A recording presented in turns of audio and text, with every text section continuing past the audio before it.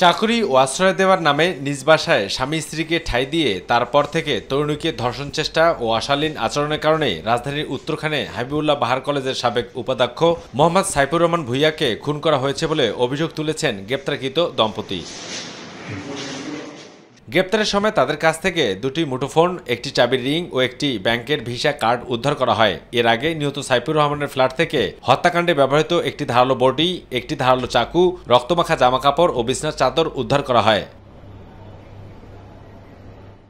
নিজ বাড়িতে খুন হওয়া সাবেক উপাধ্যক্ষ তাদের অসহায়ত্বের সুযোগ নিয়ে কমলাপুর রেল স্টেশন থেকে তার বাসায় চাকুরি দেওয়ার কথা বলে দুজনকে উত্তরখানের ভাড়া বাসায় নিয়ে যায়। তবে সাইফুর রহমানের উদ্দেশ্য ছিল ওই তরুণীকে দীর্ঘদিন আটকে রেখে যৌন নির্যাতন চালানো। ঢাকার মধ্যে আস্তে আস্তে রূপা বক্তব্য মতে আমাদের জিজ্ঞাসাবাদে যে বক্তব্য দিয়েছে, যে স্বীকার করেছে যে তার এই বিভিন্ন সময়ে এই সাইফুর রহমান তাকে শ্লীলতাহানি করত, তাদের যৌন লালসা তার পূরণ করার জন্য নানাভাবে তাকে যৌন নির্যাতন করত।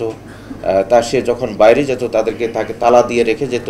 বাসায় আশ্রয়ের দিন থেকে তরুণীকে আপত্তিকর স্পর্শ করতেন উপাধ্যক্ষ সাইফুর রহমান। রোববার রাতে তরুণীকে ধর্ষণের চেষ্টা করলে তার স্বামী নাজিম প্রতিবাদ করেন। আর এতে দুজনের মধ্যে ধস্তাধস্তির এক পর্যায়ে বটি দিয়ে সাইফুর রহমানকে এলোপাথারি কুপিয়ে পালিয়ে যান গ্রেপ্তারকৃত নাজেম ও রূপা দম্পতি। সে যখন ছাড়ছিল না তখন তাকে করলো, সে রুম থেকে গিয়ে রান্নাঘর থেকে একটা বটি নিয়ে আসলো। তখন তাকে কোপানো শুরু করে। এই বটি দিয়ে মাথার এই খুলিতে অনেকগুলো কোপ রয়েছে। গেল 10 মার্চ মধ্যরাতে হাবিবুল্লাহ বাহার বিশ্ববিদ্যালয়ের কলেজের সাবেক উপাধ্যক্ষ উত্তরখান থানার পুরাতনপাড়া বাতান এলাকায় একটি 6তলা ভবনের 4র্থ তলার ফ্ল্যাটে খুন হন। অপরদিকে রাজধানীর শান্তিনগর এলাকা থেকে একটি বিদেশি পিস্তল সহ একজনকে আটক করেছে পুলিশ। আবু সাদ অপু, মাই টিভি, ঢাকা।